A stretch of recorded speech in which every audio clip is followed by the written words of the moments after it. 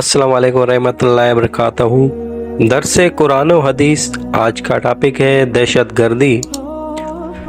ये बात तो हमारे कारीन और कारियात के जहन में ज़रूर होगी कि हमारे सामने इखलाक ज़मीमा की जो फ़हरसत है वो अरबी लुगत के एतबार से है। उसी फ़हरसत के पेश नज़र आयत कुरानिया, हदीस नबविया और सहाबे कराम और सलाह के आसार व अक़वाल जमा किए जाते हैं। चुनाके हमारे सामने इखलाक ज़मीमा के नाम और उन्वानात अरबी ज़बान में हैं, इसलिए हम अक्सर ये कोशिश करते हैं कि पहले ज़ैर बस खल्क़ के लुगी मानी बयान कर दिए जाएं। आज हम जिस खुल्क़ के हवाले से गुफ्तगू करना चाहते हैं वो है अरहाब। ये लफ्ज़ खौफ पर दलालत करता है। असल में तो ये लफ्ज़ ऊँट को हौज से रोकने के लिए और दूर धकेलने की माने में इस्तेमाल होता है। बाद में उसे दुश्मन को डराने और धमकाने की मानी में भी इस्तेमाल किया जाने लगा। जदीद अरबी में उसे दहशत गर्दी की मानी में इस्तेमाल किया जाता है। होता यह है कि चंद अफराद जमात की सूरत में मुंज़म हो जाते हैं, फिर वो अपने दुश्मन को मरऊब करने और नुकसान पहुंचाने के लिए जो कुछ उनके बस में होता है वो कर गुजरते हैं। बम धमाके करते हैं, तनसीबात को नुकसान पहुंचाते हैं, अमारात को खाक के ढेर में तब्दील कर देते हैं, मौका मिले तो दुश्मन को मौत के घाट उतार देते हैं।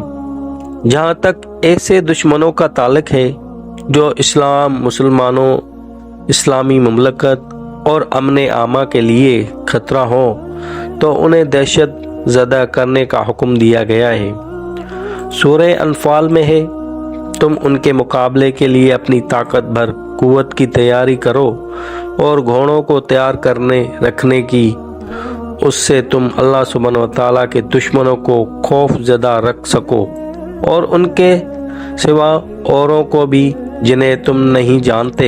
अल्लाह सुब्हानहू व तआला उन्हें खूब जानता है।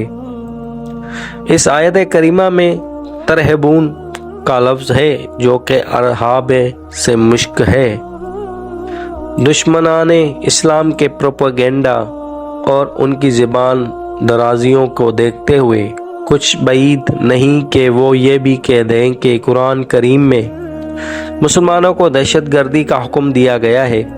दहशत गर्दी के मानी है दुश्मन के दिल में खौफ और दहशत बिठाना। इस वक्त आलमी सियासत पर जो ताकतें छाई हुई हैं उनमें से कौन है जो अपनी हरबी, फौजी और माशी कुव्वत का इज़हार करके दहशत नहीं फैला रही। ये ताकतें वक्तन फ़वक्तन अपने जदीद असलाह की नुमाइश और बहरूबर में जंगी मुश्कें करती हैं ताकि अपने मुखालफों को दहशत ज़दा कर सकें। बाज़ औक़ात ये अपने लाओ लश्कर समेत किसी कमज़ोर मुल्क पर चढ़ दौड़ती हैं ताकि पूरी दुनिया में उनकी कुव्वत व हैबियत का सक्का जमा रहे। आलम इस्लाम उनकी वहशत और बर्बरियत का खुसूसी हदफ है।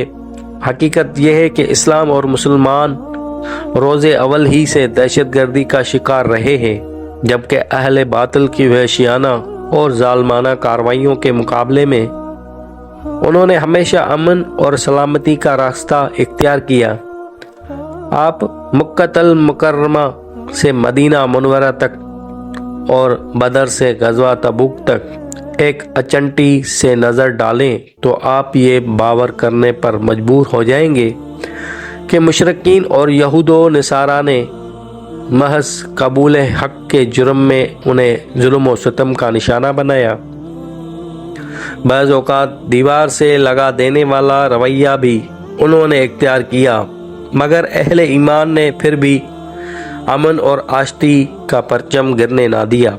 मुसलमानों की अमन पसंदी साबित करने के लिए सिर्फ सुलह हुदैबिया की मिसाल ही काफ़ी है, जब मुसलमान सिर्फ उम्रा के इरादा से निकलते थे और ज़मानाए जहालियत में भी हरम, एहराम और कुर्बानी के जानवर का एहतराम किया जाता था, मगर कुरैश के कलब व दिमाग को जाहली حمیت نے پوری طرح اپنے قابو میں لے لیا اور وہ جنگ کی باتیں کرنے لگے تو حضور اکرم صلی اللہ تعالیٰ علیہ وآلہ وسلم نے ان کی جاہلانہ باتیں سن کر فرمایا تھا، اس ذات کی قسم جس کے ہاتھ میں میری جان ہے، کفار قریش مجھ سے جس بات کا بھی سوال کریں گے، اگر وہ اللہ سبحانہ و تعالیٰ کی حرام کی کوئی ہوئی چیز میں سے نہ ہو تو میں ان کی ہر بات منظور کر لوں گا۔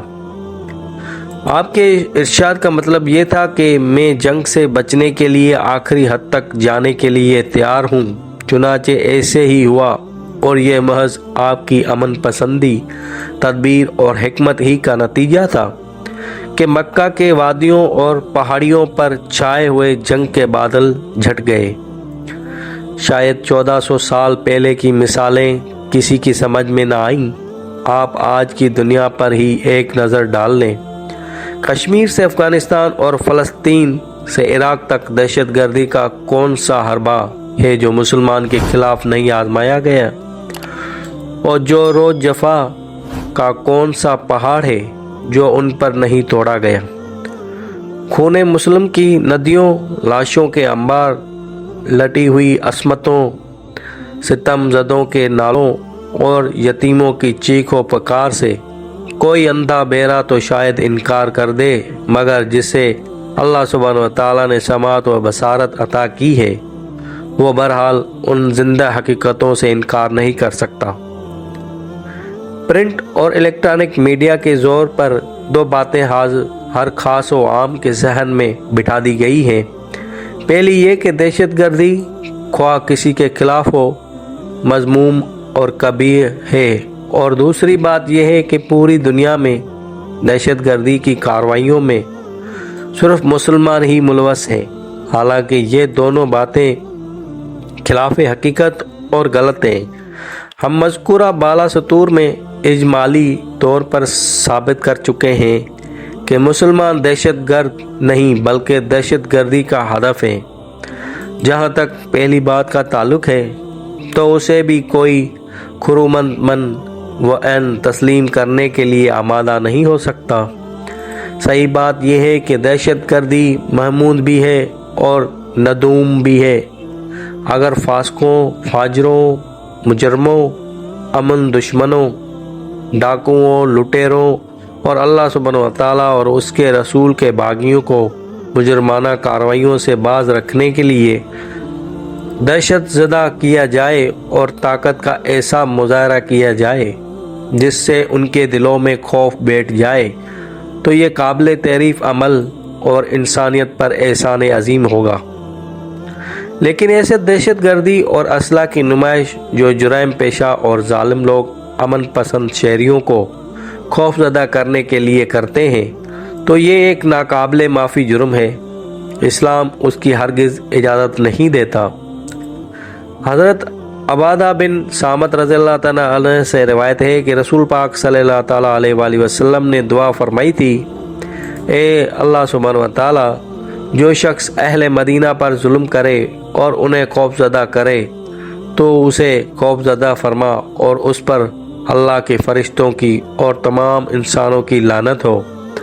نہ اس کی توبہ قبول کی جائے گی اور نہ ہی اس سے فدیہ لیا جائے گا۔ کہ جو شخص بھی اسلامی بنیادوں پر قائم کسی مملکت کے امن کے لیے خطرہ بنے گا وہ کسی نہ کسی درجے میں اس بددعا کا ہدف ضرور بنے گا۔ ابو داؤد میں ہے کہ ایک مرتبہ چند صحابہ جا رہے تھے، ان میں سے ایک غلبہ نیند کی وجہ سے سو گیا، دوسرے ساتھی نے کوئی ایسی حرکت کی جس سے وہ خوف زدہ ہو گیا۔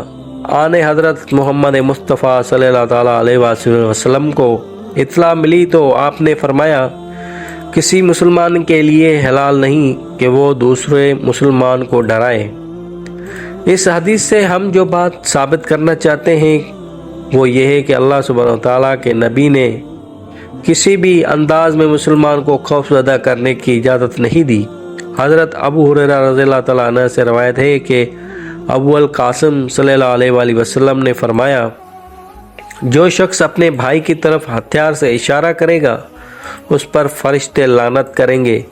اگرچہ وہ اس کا ماں باپ شریک بھائی ہی کیوں نہ ہو۔ اس حدیث سے مسلمان کی حرمت بھی ثابت ہوتی ہے اور اسے خوف اور دہشت گردی میں مبتلا کرنے کی ممانعت بھی سمجھ آتی ہے۔ حضرت ہشام بن حکیم بن حزام رضی اللہ عنہ کا گزر شام میں کچھ ایسے لوگوں کے پاس سے ہوا جنہیں دھوپ میں کھڑا کر کے ان کے سروں پر تیل ڈالا گیا تھا۔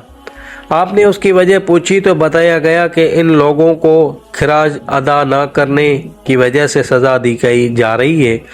آپ نے فرمایا، میں نے رسول پاک صلی اللہ تعالیٰ علیہ وآلہ وسلم سے سنا ہے کہ اللہ سبحانہ وتعالیٰ ان لوگوں کو عذاب دے گا جو دنیا میں عذاب دیتے ہیں۔ اس حدیث سے ثابت ہوتا ہے کہ غیر مسلم ذمیوں کو ناحق ستانے اور پریشان کرنے والے بھی قیامت کے دن عذاب کے مستحق ہوں گے۔